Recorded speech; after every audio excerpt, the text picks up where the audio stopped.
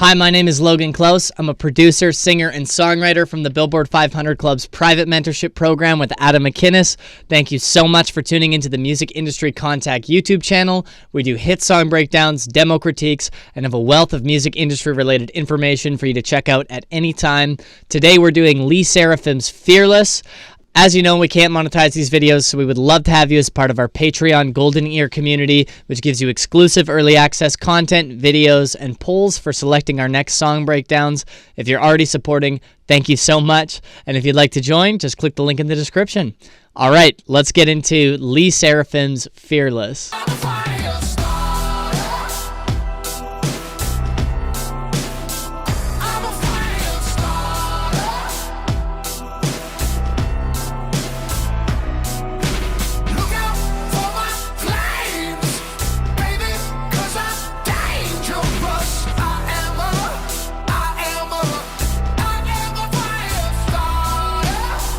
All right, I am very excited. I've never heard this song before. Seraphim is a cool name. It's the name of a angel, which is interesting. Yeah, let's get right into this song.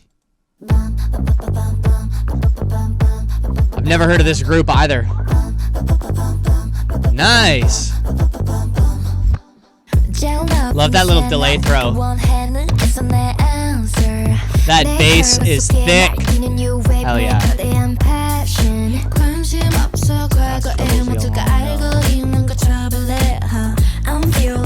Love what's going on in the hi-hat in the left ear. Whoa! The phaser on that hi-hat.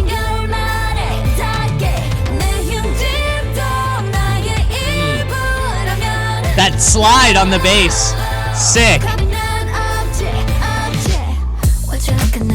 Oh, yeah. This is awesome. Wow. Yeah, this is awesome. Okay, before we get any further, this is crazy. I love this song already. It very much reminds me of that. I think it's Overdose by EXO or Growl. One of the two, I don't remember. But just that thick, chunky bass, some analog drums, just how they used to do it, Superstition style. Yeah, this is gorgeous. This is a great song. Let's go back to the start here and take a listen through it again. Before we do, I want to point out, I like to do this at the start of every single video. Warning, you can't unhear this, but it's great to know what kind of subconscious turnarounds are going on and being used in professional music so that we can apply it to our own productions and recordings. So basically, in the club, we call it the power of three, but I don't know, you call it the Led Zeppelin thing. They do it all the time. But basically, it's you do something once, you do it slightly different the second time, do the same thing as the first time again, and then you change it up on the fourth time. Just notice that here in the bass line. That's one version of it. There's another power of threes where it's same, different on the third, the same again, or different on the fourth as well. So kind of three different formulas, but it goes through all music. The more that you can add that into your productions, the more just subconsciously catchy things are. Or, learn the rules to break them, right? But yeah, just check out the bass line here. It's a great example right off the start of the song.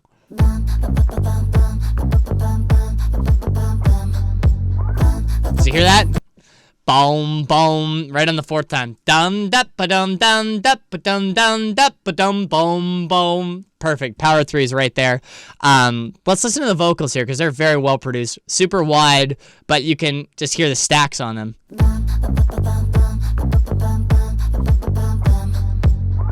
And notice that there's only a delay throw on the fourth time. That's very interesting. All of these tiny details are like the very small brush strokes on a painting. Like they could have done it without the delay throw, but it's just that extra spice on there. It's just great. The tone on this bass is fat with a PH. I love it.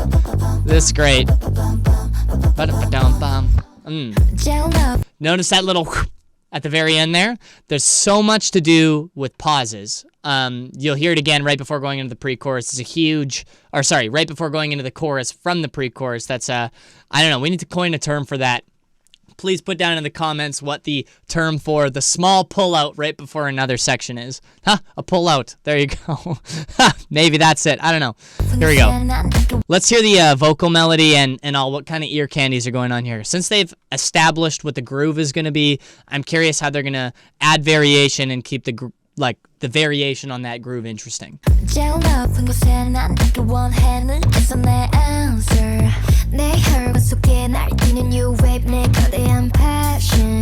Did you notice that on the ending there? Da-da! Those melodies are paralleling each other. That's great. I'm assuming that the next half here we're going to have some kind of call and response. I don't remember. No, I was wrong. There we go. Second power of 3. There's that formula again. So they did something the same the first time. Da-da. Something the same on the second. Da-da. They completely changed it up on the third time. And then going back to it again on the fourth time. Back to the da-da. Just another formula there. Very eye-opening. These guys are... There's some subconscious... there's something going on here. I don't know. What am I saying? Oh, wow. The music video for this is very badass. I love the whatever... Are these giant cat ears on her? Oh my gosh. That's awesome. On the side, listen to that hi-hat. Putting a phaser on the hi-hat is not something I've ever heard before. That's pretty wild. Yeah. Wow.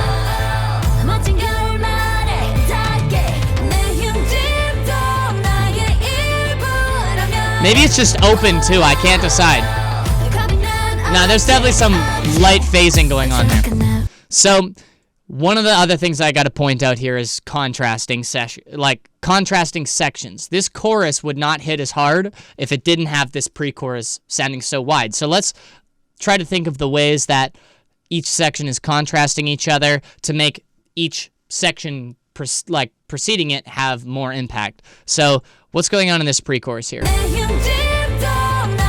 Around here? Oh, wow.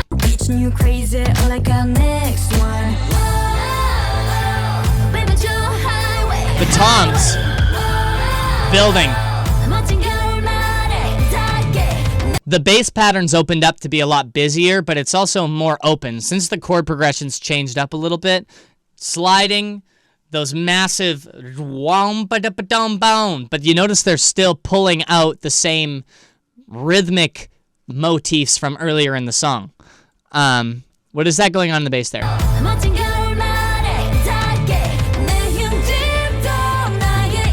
That bum ba-dum bum ba-dum ba-dum. It's very reminiscent of the bum ba-da-ba-dum bum ba-da-ba-dum bum from the intro.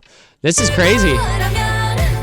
Obviously, they're opening the vocals up, increasing the range, making it more wide. Lots of stacks going on here. This is great. This is great. Oh. So awesome.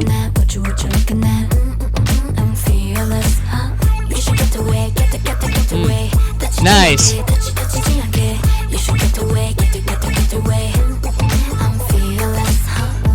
So the second half of that chorus there, they added in a guitar with a wah pedal.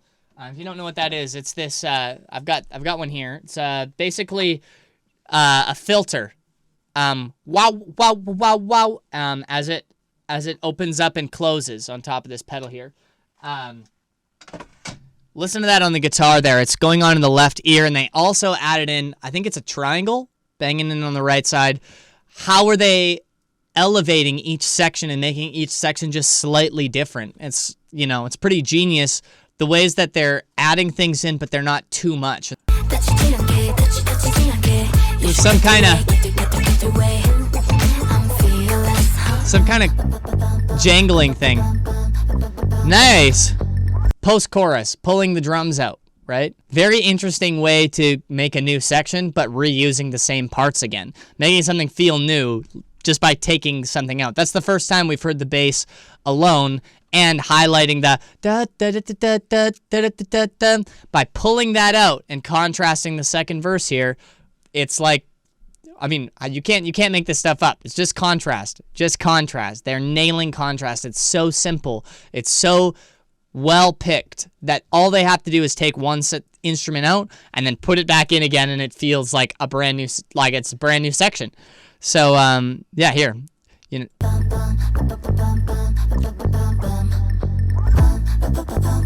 They've also added in that, do you hear that little, it sounds like a metronome or like in an echo chamber bouncing off the walls. Do you hear that? Just that.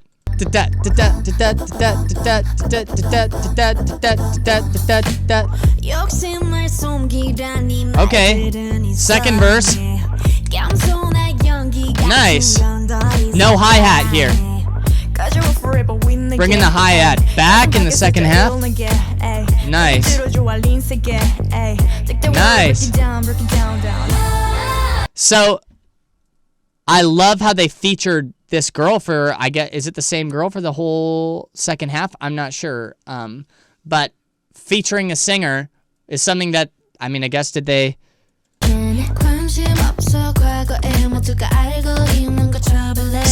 in the first half of the song here, maybe it's because of the doubles, but it feels like there's more people singing to me than just one for the whole first half of the song.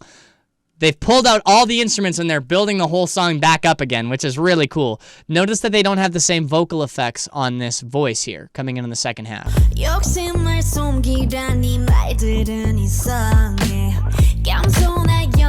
It's one voice compared to the other half here. Yeah, I think it might be two different singers, but every single 4 bars, they're bringing in a brand new thing, a brand new piece that's slowly adding and building tension up going into this pre-chorus here, which is going to be the big let go of tension for the pre-chorus, and then we're going to come back again tight for that second chorus. The contrasting and the way that they're building here is pretty ingenious, if you ask me. That hi-hat coming in only on the, I guess it'd be the 4th time here. Let's just listen to the way that these instruments are coming in.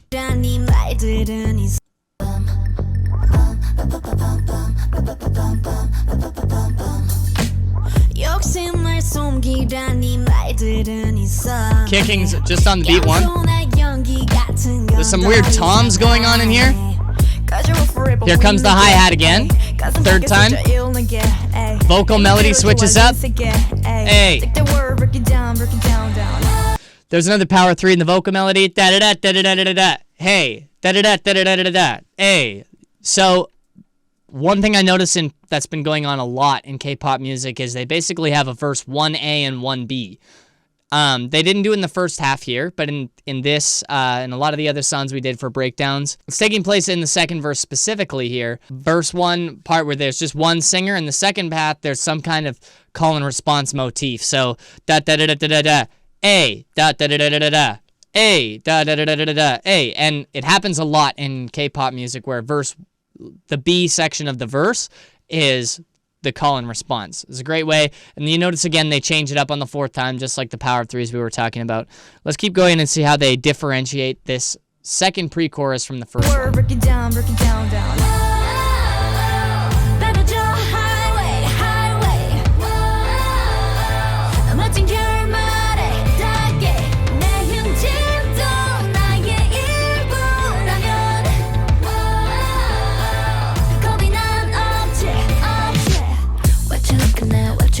Nice. I didn't notice a lot of differentiation between the sections, which is, not too bad. I'm still grooving, still vibing. I mean, it's a great song. This song is, this is incredible. Let's hear how they differentiate this chorus from the other one.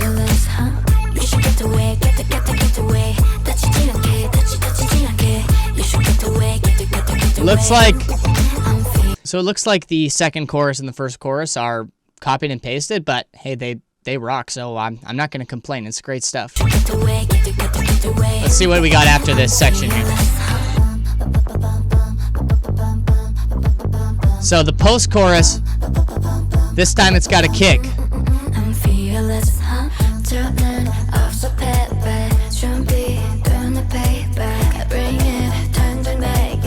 It's building up. Whoa. Nice.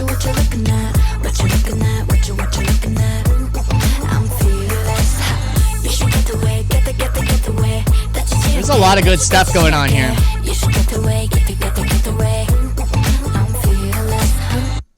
One thing I gotta point out is the "you should get away, you should get away." It seems very center, and then the is panned out to the sides as wide as it can go. That's super cool. That's an interesting way of doing a bridge as well, you know. New melody coming in for the bridge, but it's building up. One big sub-bomb just to let people know, disorient them a little bit, kind of bring them back to reality for a second, and then put them in the groove again. This song would be awesome to see live. Let's just compare the first post-chorus to the second post-chorus. I'm very interested in the ways that they're keeping the music interesting, and not just, you know, copy and pasting sections. I mean, there's nothing wrong with that. It's nice to give the listener something new to listen to that keeps them hypnotized, you know, because it's just like anything. If you do something for a long enough period of time, you're going to get bored of it. And adding in new elements are great ways to just keep people invested in the song. So this first section here, this is the first post-chorus, and let's compare it to the second post-chorus. No kick. Just on beat 1. Okay, now let's take it back to the second post-chorus here. So they've given us a kick. They're kind of getting me confused if this is a post-chorus or it's a bridge. Tambourine coming in as the new vocal melody comes. Wow. That was awesome.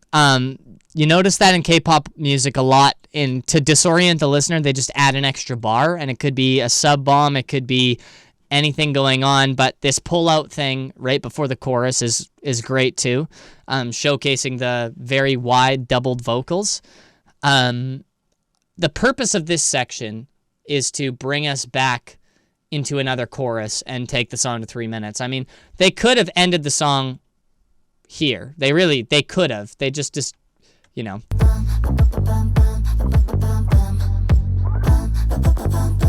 Imagine.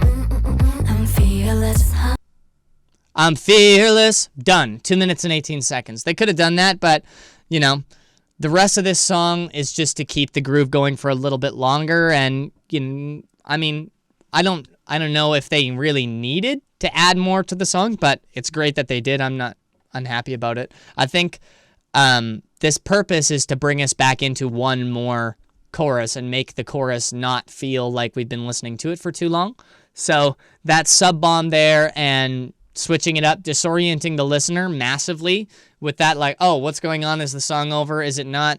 One last groove. And they don't hold on to it for too long. There's some K-pop songs I've heard where it gets held on to for a while. I'm fearless. They could have easily held on to that for a whole nother bar, but I appreciate that they didn't and brought us back into the groove. Let's see how the song ends, and I mean, yeah, this is a great tune. This is going on the playlist for sure.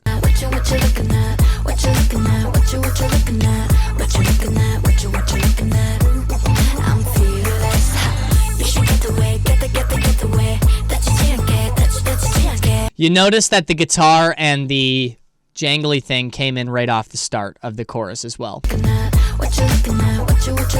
They didn't hold on to it at all. It just came right in as soon as the chorus started.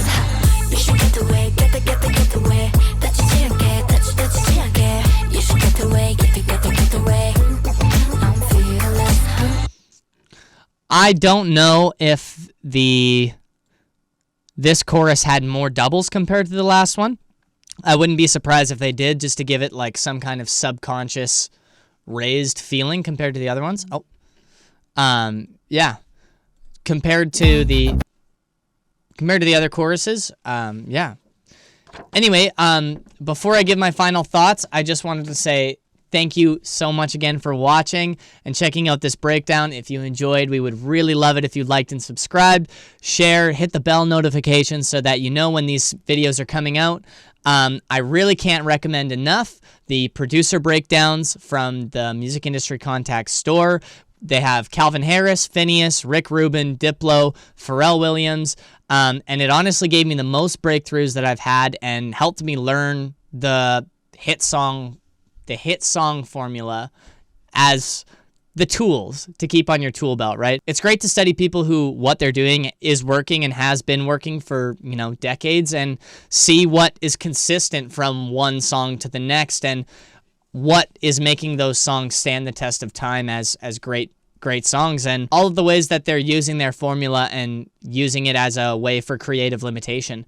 If you're a musician, producer, songwriter, or singer looking to grow in any way, the Billboard 500 Club is for you. I've been a part of it for almost 20 months, which is just crazy. I've seen the most improvement in myself than I have ever in the years that I've spent learning outside of the group.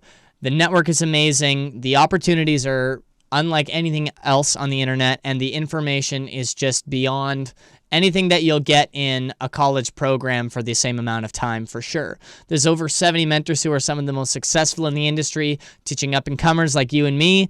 Don't wait too long. There's limited capacity. I think we're already at about 200 members. And once it reaches 500, the doors are going to be closed, and we'll be sort of growing our own little ecosystem.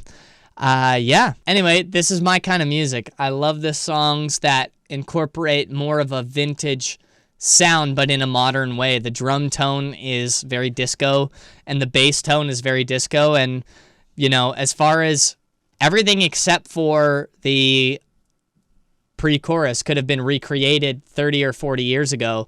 And that is pretty awesome. It's a very timeless song. I'm curious what year this came out.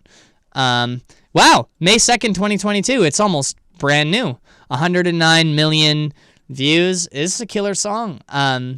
There's lots to take from it. I think the biggest thing that I'm going to take from this is the contrast between the sections. It's great how the verse and the chorus are pretty much the same, except the chorus is just more vocals and more of a concrete melody.